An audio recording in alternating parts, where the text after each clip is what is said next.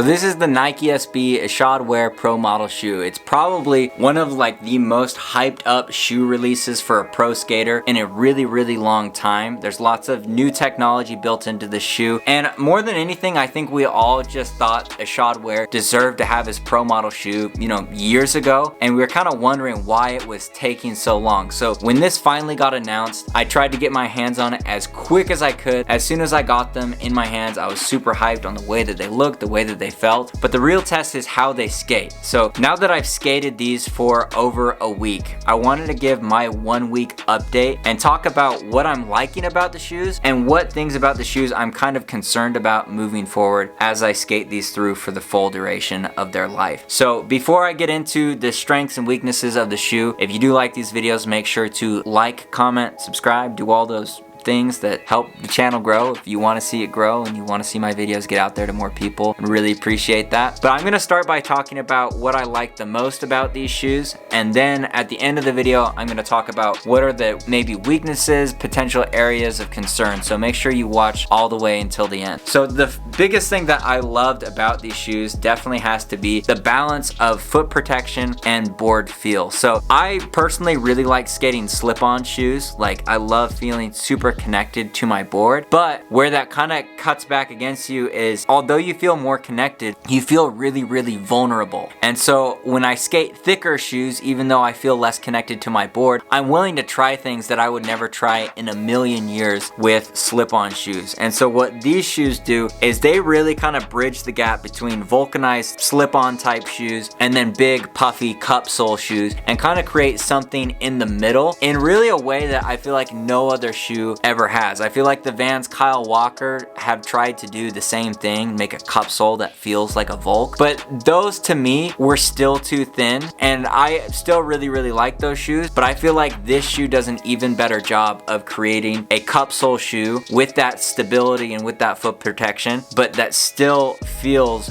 really like connected to the board. So you feel that board control, but you also don't feel like you're going to break your foot in half. I feel comfortable jumping down things in these shoes, but I also feel connected to my board, which is really like the dream for anybody that jumps down things. You need to have a shoe that's going to protect your feet, and so a lot of times you have to sacrifice that board feel. But with this shoe, the goal is that you don't have to pick one or the other. You can have both, and I feel like they did a really good job of kind of blurring the lines between a vulcanized shoe and a cup sole shoe, which I think is super awesome. The other thing I love about these shoes is just how comfortable they are. I feel like they broke in within like 5 minutes, and I love putting them on my feet. Like, I almost don't want to take them off. I don't really like wearing other shoes because these shoes are so comfortable, partially because this outsole, I mean this insole is so comfortable, but the way that they designed this shoe, it feels loose and slim at the same time. Like, it feels like it hugs your foot really well, but without being super tight. So even without, you know, cinching down my laces, I don't cinch these laces down. I just tie the regular lace at the top, and I feel like extra secure in these shoes for whatever reason. Like the Vans Kyle Walker Pro 2s, you know, they're really going for a similar thing, a very similar idea of that middle ground between a cup sole and a vulcanized shoe. And with these shoes, I feel way more secure. The Vans Kyle Walker Pro 2s, I felt like my foot could fall out of the shoe at any time. And don't get me wrong, like I still really enjoy those shoes, but I feel like this kind of took everything about the Vans Kyle Walker Pro 2s that I like and did it even better. And that includes the comfortability and just how it holds your foot and hugs your foot without being too tight, which I really love. Now, another thing that I like really get hyped on with these shoes when I'm skating them is the internal lace loops, how you can lace them up inside on these bottom 3 laces. Now, I chose to just do the outside laces because when I did the internal laces on both sides, it just looked like I didn't have any laces down there. The black just kind of blended into the tongue, and then it just looked like I had already broken my laces, which to me, I couldn't do it. So I literally spent like an hour to 45 minutes just lacing these shoes, unlacing them and relacing them until I came upon like perfect solution for me, which was to internally lace the outside ones, the ones that get ripped, and then externally lace these ones so it still looks like you've got, you know, laces all the way down, but these ones are not going to get ripped. And it does look a little bit different, but for me, in this case, different is good, because when I do see that there's no laces sticking out here, I know that somebody actually took the time to be like, you know, Joe rips his laces and skateboarders rip their laces. And so we're gonna create a shoe that is going to fix that problem, because literally probably every day 10,000 plus skaters rip a lace on their shoes. And so having a company that kind of like sees you and comes up with a solution and just making that more normal, I'm really big on that. I'm hyped that they're actually, you know, making a shoe that meets our needs rather than just recreating the same old skate shoes that they've always created just because that's what sells. I think that's one thing that can be said about these shoes, is just the look, the design and everything, is they are a lot different than any other skate shoe on the market. They've kind of created their own lane, and I really like that they're kind of pushing for some innovation with skate shoes, because I think the best skate shoe is still yet to be made. And I think that this skate shoe design is kind of pushing things in a more progressive direction. And so I'm excited to see kind of where Nike goes from here, and how that affects other skate shoe companies as well. Because I just think that, you know, skaters, we've been skating, you know, the same crappy shoes. Like, you know, people still skate those really crappy Vans that are the exact same Vans that they skated back in, you know, the 70s and the 80s. And so the standard for skateboard shoes is like really, really low for a lot of skaters. And like, you look at basketball shoes today are nothing like how they were back in the 70s or the 80s. And so it's nice to see that there's some development and some progress being made for skate shoes for skaters. Now, one feature about this shoe that I don't necessarily like love or hate is this ventilation unit, like here and here. I don't know if it really does anything. I haven't noticed. Some people say like, oh, you can't skate these shoes in the winter because your feet are gonna freeze. And honestly, after a week of skating, I haven't noticed that they keep my feet cool, but I haven't noticed that these shoes feel really warm. Like, they just kind of feel normal, which, I mean, it's good that they don't feel hot, I guess, but I'm not sure if these really do all that much. But they do look cool, so I'm hyped on that. And again, hyped on the fact that they're kind of like pushing new ideas and new concepts with skate shoes, but not sure how functional these actually are. Now, as far as like areas of concern with these shoes, I think I have two main like potential weaknesses with these shoes. So first thing is, I feel like I don't normally see this much wear and tear on skate shoes, like on the flicking area, so quickly.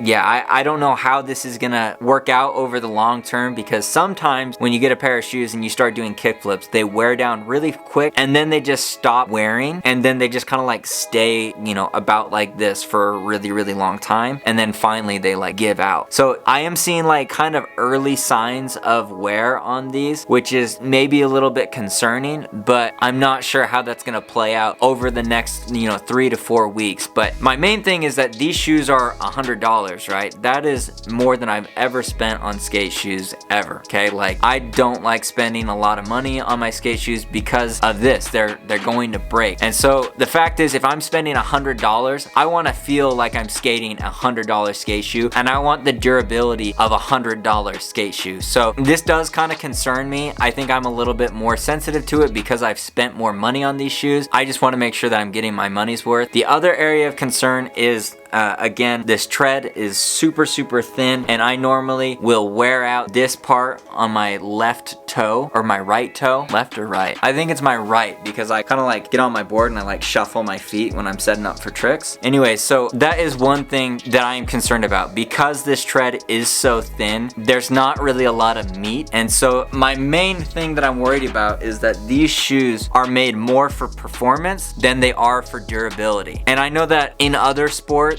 Nike has kind of a reputation for not being very durable. They have a reputation for being like the best. That, you know, they perform the best, but not for the longest. And so that works for, you know, professionals that are getting their stuff, you know, their shoes for free on a regular basis. But for someone like me, I can't be spending $100 every month for new skate shoes. That's $1,200 a year. Think of that, $1,000 a year just on skate shoes. Not to mention all the boards I gotta buy, bearings, wheels, whatever whatever it is, new pants, it just starts to add up. So one thing that I really liked about the Nike Nijas is they were a $95 skate shoe, but when you spent that $95, that skate shoe lasted twice as long as a normal skate shoe. And so that's kind of what I'm hoping to get out of these. I spent even more, spent $5 more than the Nijas on these Ishods. So I want them to last me 2 months. And just from looking at these, I'm just not sure that they are going to last that long. And that kind of has me concerned because I really want to buy these shoes again because I love how they feel. I love how they perform. I just don't know if I'm rich enough to be spending that much money on such a consistent basis on skate shoes. Whereas if you're lucky enough to get some Dunks, those will last you like freaking forever. You know, the outsole on Dunks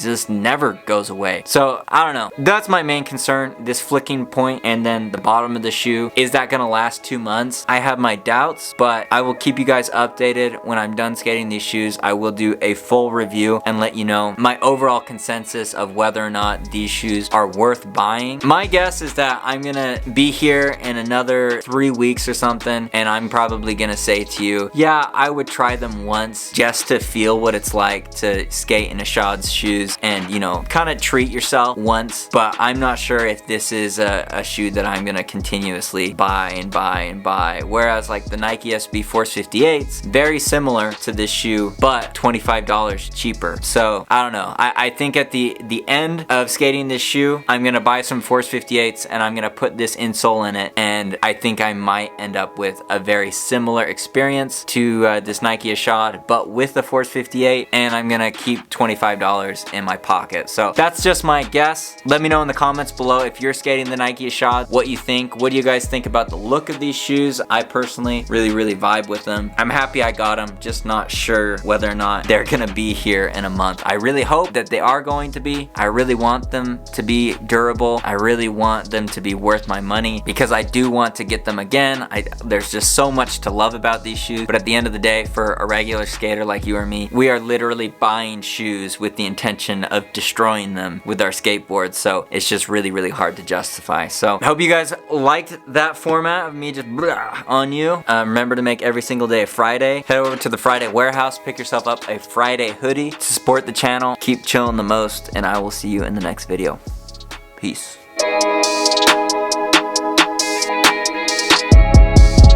Hey guys, welcome to another video. That local Joe guy, he kind of sucks, so I'm gonna be taking over from here on out. Look forward to working with you guys.